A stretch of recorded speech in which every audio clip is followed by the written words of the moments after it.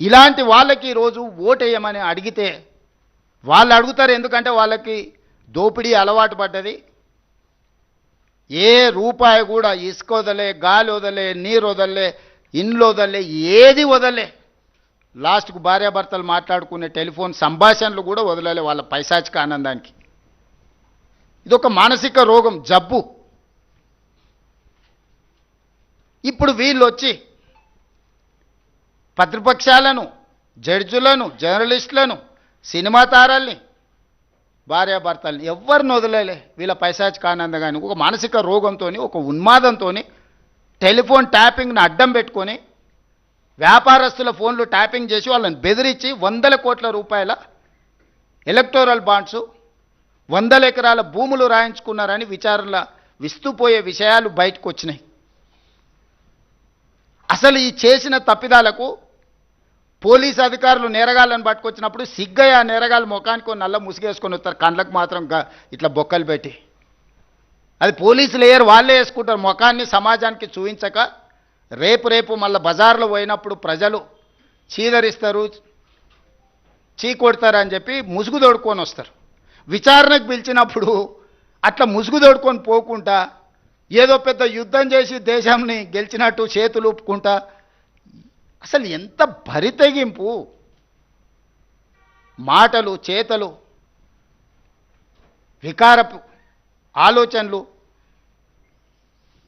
వీళ్లకు మళ్ళీ మున్సిపాలిటీలో మూడోసారి కూడా మోసం చేస్తామని బయలుదేరిండ్రు వీళ్ళు. ఇక బీజేపీ, బీఆర్ఎస్ రెండింటిని కలిపి చూద్దాం ఒకసారి. పోనీ రెండు ఇద్దరు కలిసేమన్నా ఎలగబెట్టిరాటే. 2014 నుంచి 2021 వరకు బీజేపీకి రాజ్యసభలో మెజారిటీ లేదు. ఏ బిల్లు వచ్చినా రాజ్యసభలో ఓటు వస్తే జోగిన్పల్లి సంతోష్రావు గారు స్పెషల్ ఫ్లైట్లో పోయి రైతు వ్యతిరేక నల్ల చట్టాలు తీసుకొచ్చినప్పుడు ఓటేసింది. ప్రతి నిమిషం రాజ్యసభలో పహారా ఏసీ బీజేపీని కాపాడిన వీళ్ళిద్దరూ దాదాపుగా 2022 వరకు పూర్తిగా మమేకమైపోయి, మనం సినిమాలలో చూస్తుంటాం, పున్నమినాగ సినిమాలో నాగుపాము పెంజరలు అన్నీ అల్లిబిల్లు వేసుకొని నాగిన్ డ్యాన్స్ చేస్తుంటాయి. ఆ లెవెల్లో బీజేపీ, బీఆర్ఎస్ వాళ్ళు అసలు విడదీయరానంత, ఎవరన్నా ఆ విషయాన్ని చూసినా ప్రస్తావించిన బుస కొట్టేది. అసలు మా అనుబంధం మీద మీకెందుకింత అని. ఏ విషయంలో రైతు వ్యతిరేక నల్ల చట్టాలు తెచ్చినప్పుడు కానీ, నోట్ల రద్దు చేసినప్పుడు అసెంబ్లీ పెట్టి అభినందించాడు, జీఎస్టీ తెచ్చినప్పుడు ఆదివారం పూట అభినందించాడు.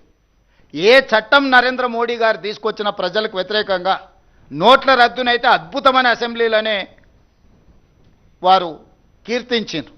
జీఎస్టీ చట్టం, రైతు వ్యతిరేక నల్ల చట్టాలు, ట్రిపుల్ తలాక్, 370 ఆర్టికల్ రద్దు, ఇట్లా ఏది చూసినా రాజ్యసభలో 100% బీఆర్ఎస్ వాళ్ళు బీజేపీకి, మోడీ గారికి అనుకూలంగా. గజ్వేల్లో మిషన్ భగీరథ ప్రారంభోత్సవానికి వస్తే హమే కుచ్ నహీ చాహియే తేరా ప్యార్ బస్ అని, ఆయన ప్రేమ ఉంటే అందులో అమరత్వం పొందుతా అని చెప్పి నరేంద్ర మోడీ గారి ప్రేమలో చంద్రశేఖరరావు గారు అమరత్వం పొందుతా, నాకు అంతకు మించి ఇంకేం అవసరం లేదు ఈ జన్మకని యుగల గీతం పాడుకున్నది మోడీ గారు, కేసీ గారు కాదా? మీరు అందరు చూడలేదా? మరి మీరంత పెనవేసుకున్న బంధము, పేగుబంధం ఉన్న తెలంగాణకి ఏమైనా నిధులు తేవడానికి వాడినరా?